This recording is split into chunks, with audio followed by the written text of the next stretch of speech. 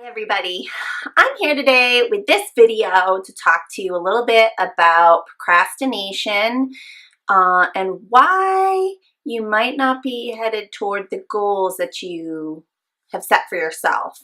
As an artist, I have found it very easy to have a lot of well-intended plans for myself, and the next thing you know, a day has gone by, 2 days have gone by, a week, months, a year has gone by, when I haven't gone after the things that I really wanted for myself. This was back before I was a professional artist. It was always, oh, I'll create this new piece tomorrow, or oh, I'll get the supplies, but then, I'll work on it next week when there's more time.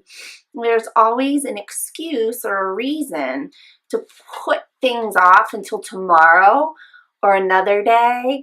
And I've done a lot of exploring as to why that is.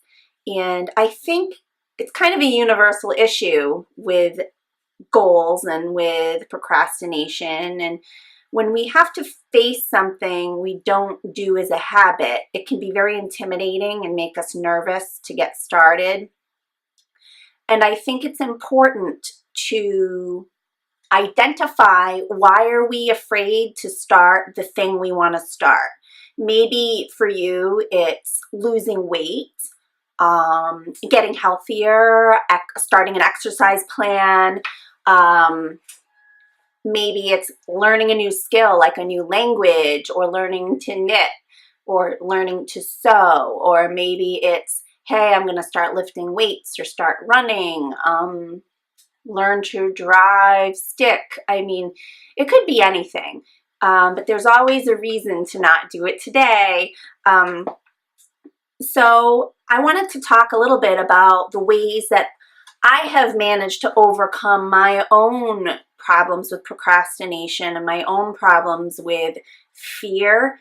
I think the first issue in tackling anything that you are avoiding is to identify the thing that's overwhelming you. Say you wanted to clean out your closet. I think a lot of us in our homes have a closet here or there somewhere that's like a disaster when you open it, and you just keep the door shut and try to pretend it's not there. At least that's me. Anyway, but you're overwhelmed to start to clean the closet because there's so much to do, so you don't do anything. And I think it's like that with a lot of our things we'd like to tackle. We feel overwhelmed. Where do we even start? As an artist, maybe when I wanted to start selling my work, it was, oh, geez, where do I even begin? I need to build a website. I need to, take photographs of all my work. I need to complete a body of work. I need to find places to sell my work. I need to get supplies. I mean, the list is endless. So I think what you need to do is identify the point of overwhelm, figure out what is it that's bothering you most about the project, and then figure out how you can simplify that. So in our closet example, you have a huge mess, but maybe you can say, okay, first I'm going to just take the clothes off the hangers and go through my clothes and decide what fits, what doesn't fit, what, can I take to donate or throw away. Just sorting everything into piles. That's a great first step. That's not so overwhelming. Or maybe it's, hey, I'm going to just go through these shoes and decide, what am I going to keep and what am I going to get rid of? Or your purses or your ties or your, anything. But I think you need to break the project down into smaller chunks that you can handle. So for me, learning to sell my work was a huge undertaking. So I thought, okay, first I need to create a body of work that I'm proud of and I want to put out into the world. That's all I need to worry about. Maybe it was photograph my process while I make it and share that on social media. start looking at websites that inspire me, so when I go to build my own, I kind of have an idea of what I want to do. So the key though there is just identifying what is overwhelming you and finding ways to make the task simpler for yourself. Don't look at a project like the whole thing, because you're never going to start. Every journey begins with one step. We've all heard this.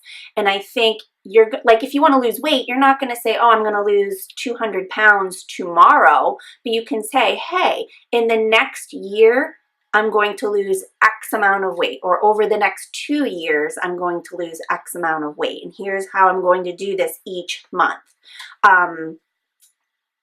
Don't try to look at the project in one fell swoop, because you're going to be setting yourself up for disappointment. Which takes me to step 2, which is a lot of the reason we're afraid to move forward on our project is fear. We're afraid of failure. We're afraid of commitment. We're afraid to be disappointed. We're afraid to follow through. I think we're afraid of the unknown and we're afraid of what we don't know. And the fact is, none of us know when we're first starting something. We don't know exactly what we're doing. I think it's important to just give yourself the grace to say, hey, I don't know everything, but I'm going to learn as I go along, and that's okay. The fact that I'm trying is all that matters. A lot of us are afraid to look silly in front of other people or disappoint ourselves, and then we just give up. Like, forget it. If I can't do it right, I'm not doing it at all. And I think that's a losing attitude. I think you can step up and say, hey, I can do this. I'm going to learn as I go. I'm going to make mistakes, but I'm going to do my best. And you just need to plow forward. Success and following through on a project is a mindset game. You can say, I can be afraid of this. I don't know what I'm doing. I'm nervous to do a bad job. I'm afraid of making a fool of myself or having a project half finished. Or we can say, I'm going to get through this. I'm going to do a good job. I'm going to do my very best. And if it takes longer than I expected, that's okay. Giving yourself permission to take longer and to do something not perfectly is okay. So to that end, there's a fear of success. Let's just say you think to yourself, well, what if I do start, say, selling my art? What if I get so busy, I'm so stressed out and I don't have time for my husband and my kids and all the things I need to do around the house, and oh no, I'm not going to go there because I just rather stay comfortable. Well, if you have a talent or a gift or something that you're trying to accomplish, then who are you to not go for your dream? I mean, it's easy to sit around and say, oh, maybe later I can succeed when I'm ready. And I don't think anyone is ever really ready for anything. I think you just have to decide, okay, I'm going to do this and I'm going to do it all well. It's the best of my ability. The fact of the matter is success can take some sacrifice. You have to make choices with your time and your priorities and what you want to do that day. But you don't have to achieve your kind of success overnight or next week. It can take a process of time to get to where you want to go. Learn to extend your expectations out so that your commitment and your goal is achievable. It's palatable. You can handle it. If you wanted to get success overnight, you would be so overwhelmed and you wouldn't know how to handle it. But as you go, you learn things step by step and build your way up to the success that you're looking for. But the fact is, finding success means facing your discomfort. It's not easy to face your fears and to overcome challenges and set goals for yourself. It's easy to sit on the couch, watch TV, and eat snacks all day, but you have to be able to turn off the television, put away the snacks, make a plan, and use your time wisely. Not all people who are successful have to give up having a happy life. think that's kind of a myth that people have of, oh, if I'm going to be successful, then I'm giving up having a family or giving up being love me, or I'm giving up time. I think there's a way to balance it so that you can achieve your goals and be there for the people you love. And success doesn't mean saying goodbye to other things. So learn to be comfortable with your goals and, just go after it. And at the bottom line of this whole thing is, I would say, set achievable goals. Let's say you wanted to get more fit and lose weight. Well, you can say, hey, I'm going to lose 2 pounds a week or 1 pound a week, and I'm going to make it so that I can handle the changes in my life. If I wanted to lose 5 pounds in a week, well, I would probably have to give up a lot of my favorite foods.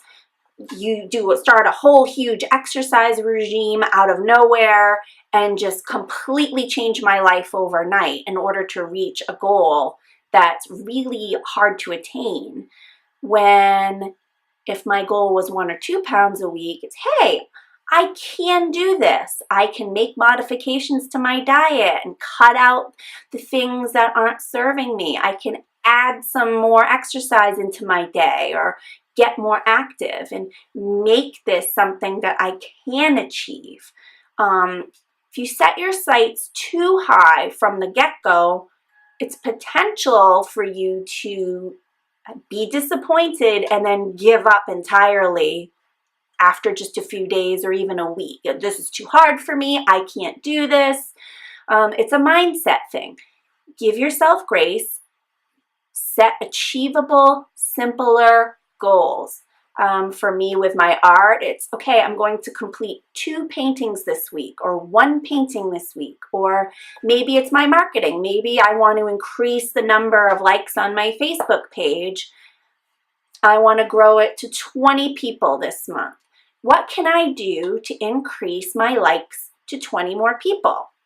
I need to maybe it's Facebook advertising and get in front of more people, or host a contest or put out valuable content.